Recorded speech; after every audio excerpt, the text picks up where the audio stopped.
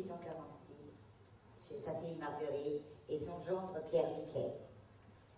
C'est son petit-fils, Fortuné Cantecor, qui reprendra l'entreprise et la fera prospérer. Il entreprend de construire une usine, il y installe des nouvelles machines à presser, indispensables pour le dressage. Oui. Mais l'apparition des nouvelles machines et l'idée de Fortuné d'importer de la tresse asiatique suscite la jalousie de certains élus, mais aussi beaucoup de défiance parmi les habitants et les ouvriers. Ah, et il faisait aussi du feutre, hein, grâce au paye-la-rotte. C'est quoi un paye-la-rotte? C'est des gens qui grattaient les pots de la paille, et avec le poêle, on en faisait du feutre.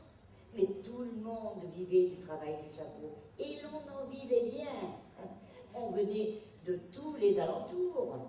Ah oui, de la Vorette, de Saint-Cyr, et Saint-Martin. Oui. Il y avait au moins une cinquantaine de femmes de la Vorette qui venaient travailler à pied à cette fond. Oh oui. C'était une époque très dure. Je m'en souviens, j'étais encore une petite fille, mais je m'en souviens. Oh, des choses comme ça, je pourrais t'en raconter.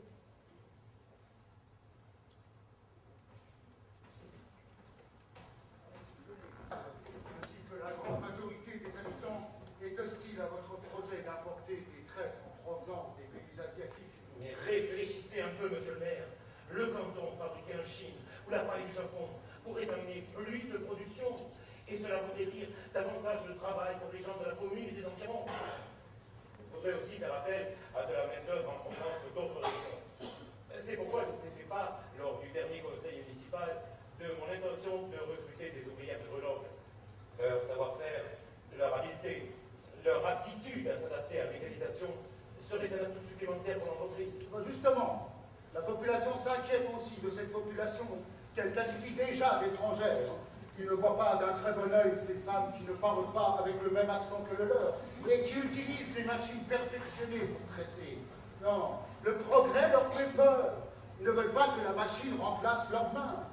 Je sais, j'ai déjà eu un mal fou à leur faire accepter les premières machines. Et pourtant, la machine à presser permet une plus grande diversité, assure une meilleure rigidité. Ma grand-mère Pétronie l'avait bien compris. Et si elle avait pu disposer à l'époque du matériel que nous avons aujourd'hui, elle n'aurait pas hésité une minute à l'utiliser. Ah, c'était une sacrée bonne femme, oui. Je crois qu'elle aurait approuvé tout ce que je fais pour l'entreprise. C'était une adepte de la modernité. Mais la modernité, si vous entendez par là les progrès de l'industrialisation, a montré ses limites. C'est l'agriculture qui fait vivre le pays. L'industrie dépend d'elle et non pas le contraire. Souvenez-vous de la grande crise de 1846. Je vous rappelle que mon entreprise n'a pas été touchée par la crise et que je n'ai pas licencié. Au contraire, je me propose d'embaucher davantage. Méfiez-vous quand même. La grande crise a contraint Louis-Philippe à abdiquer. Elle a coûté sa place à Guizot et aux politiciens de la monarchie de Juillet. Non, le mécontentement des ouvriers en cas de licenciement pourrait bien vous coûter la vôtre. Il faut savoir tirer les leçons du passé. Et aussi savoir se projeter dans l'avenir et faire preuve de courage et d'initiative. L'innovation, si elle est bien maîtrisée, peut être une chance pour tous. On ne peut pas éternellement fonctionner sur des structures archaïques. L'Angleterre a des années d'avance sur nous. C'est elle qui, la première, a compris l'importance de développer son réseau ferroviaire, alors qu'il nous a fallu attendre 1848 pour qu'une ligne passe en plein Caussade. Non, croyez-moi, si nous prenons trop de retard, nous serons tous laminés. Je vous prédis alors un chômage et une crise sans précédent. Je voulais simplement vous mettre en garde par amitié, même si sur le fond, j'approuve vos arguments. Ne vous inquiétez pas, je suis moi aussi un homme de pays. Mon but n'est pas d'appauvrir les ouvriers, mais au contraire de les amener vers une certaine forme de prospérité en donnant toutes les chances de succès à notre entreprise. Je vous connais depuis longtemps. Je sais que vous êtes un homme d'honneur et de devoir. Je ferai tout mon possible pour calmer les impatiences et tâcher d'apaiser les mécontentements. Tout a commencé à cette fin, avec les Cantecor, puis les Reilles. Oui, en 1857, André Reille a reçu une subvention de la ville de Caussade. Il y a trouvé un local et y a installé son usine, en plus de son usine de cette forme. Mais Les 700 toits, voyant partir un peu de leur pain, ont manifesté leur mécontentement. Les ouvrières ont barré les routes parce qu'elles ne voulaient pas que les reines descendent à Caussade. Ça a commencé à se gâter au moment de la Grande Guerre de 14. Pourquoi, mamie? Pourquoi l'industrie a baissé? Parce que tous les hommes étaient partis au front. Beaucoup n'en sont pas revenus. Ou alors, dans quel état? Où vas-tu, mamie? Mais qu'est-ce que c'est, mamie? Une lettre, ma chérie. Une simple lettre. Ma femme adorée. Dis-toi qu'aucune parole, aucune marque de tendresse ne sera jamais capable de te prouver tout l'amour que j'ai pour toi. Tu es ma vie, tu es ma joie. Tu as illuminé mes jours et tu les as remplis d'un parfum qui enivre. Un parfum qui fait aimer la vie, qui la fait trouver belle, même quand les circonstances sont dures. Ma petite femme de chair, toi dont les baisers me rendent fort, ma petite femme d'esprit, toi dont j'aime tant la grâce, la générosité et la bonté profonde. Je t'aime. Tu te fais du mal. Je sais, Lucie. Mais il me dit des mots d'amour. Ces lettres sont si belles. Il me manque tellement. Tu n'as pas d'autres nouvelles. Non. Pas depuis qu'un de ses compagnons m'a fait parvenir cette lettre. Il me disait qu'il avait été blessé à la jambe par un éclat d'obus. Il me disait de ne pas m'inquiéter. Aucun organe vital n'avait été touché. Mais il ne savait pas vers quel hôpital on l'a mené. Je ne comprends pas. J'aurais dû recevoir quelque chose de lui. Ou au moins une lettre de l'état-major. Le courrier est souvent long à venir. Parfois même, il arrive qu'il se soit perdu. Regarde le marquis de chambre. Figure-toi qu'il a débarqué un beau matin alors qu'elle ne l'attendait plus. Ces lettres ne lui étaient jamais parvenues. Ça n'avait d'ailleurs pas réussi le malheureux. Figure-toi qu'il avait repris que Jacques avait refait sa vie avec son propre voisin. Et pourrait-il pu espérer le pauvre? Il lui manquait un bras et il avait la mâchoire complètement fracassée. C'était horrible à voir. Oh, mais pardonne-moi, mais que je suis bête. Je n'ai pas fait attention à ce que j'ai dit, mais ce n'était pas méchant. Je sais, Lucie, ce n'est rien. Et puis une jambe, c'est moins grave qu'un bras. Il pourra toujours travailler. Comment un petit blanc? Je savais que tu prendrais ça, je te l'avais préparé. À tout à l'heure.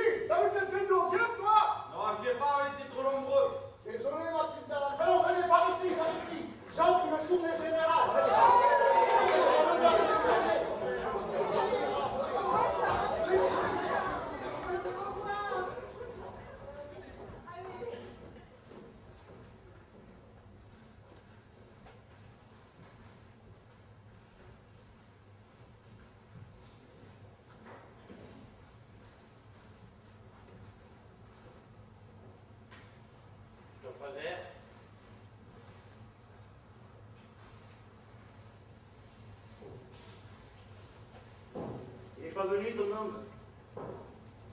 Bon, c'est peut-être mieux ainsi. S'il est infirme, il ne pourra plus jamais travailler. Tandis que moi, j'ai mes 2 bras et mes 2 mains. Je peux encore travailler. Et puis, j'ai fait quelques jolies petites économies pendant la guerre, si vous voulez. Qu'est-ce qu'il me fait là? C'est toi qui risque de me payer. En plus.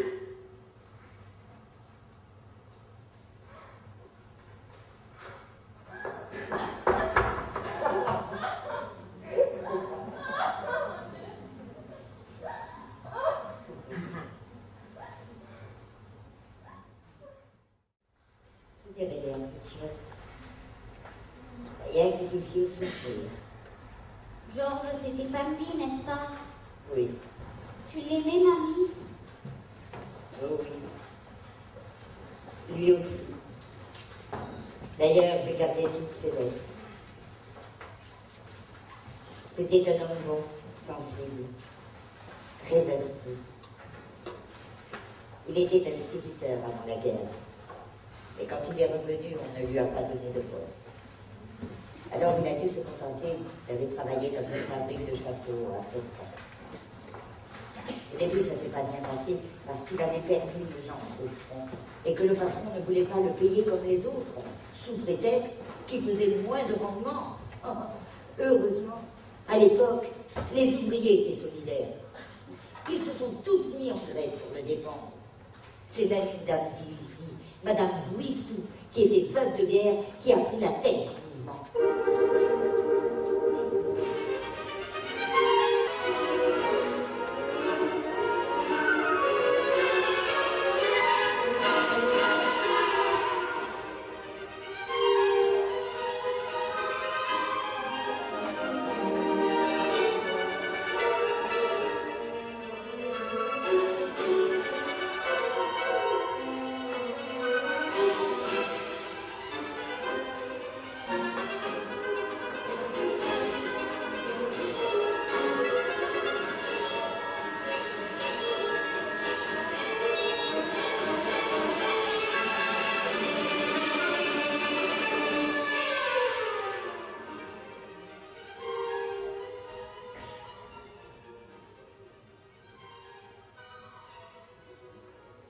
Pas que ça pue ici. Je sais pas, je sens rien. Comme une odeur de chair en décomposition. Ça doit être l'autre qui se gangrène. Mais t'es vraiment un vrai salaud, toi, hein. Il n'empêche que lui, il est assis toute la journée et que nous, on est debout. C'est pas normal qu'il soit toujours payé pareil. Et tu crois qu'il est content d'avoir perdu sa jambe? Et en plus, il bosse aussi bien que tout le monde ici. Où t'étais, toi, pendant qu'il se détruit la peau? Bien planqué, chez toi, au chaud, le cul sur la commode. Il n'y avait pas de moi. Mon frère, tu es prisonnier de guerre, toi? Espèce d'enculé, fais-le! Qu'est-ce que tu vas insinuer? Que j'ai passé 3 ans de ma vie chez les Boches, dans la putain d'usine d'armement, pour me planquer? Tu y étais, toi, dans les tranchées, dans la boue et dans la merde avec les rats qui viennent te bouffer. Tu sais ce que c'est que de monter à l'assaut sous la mitraille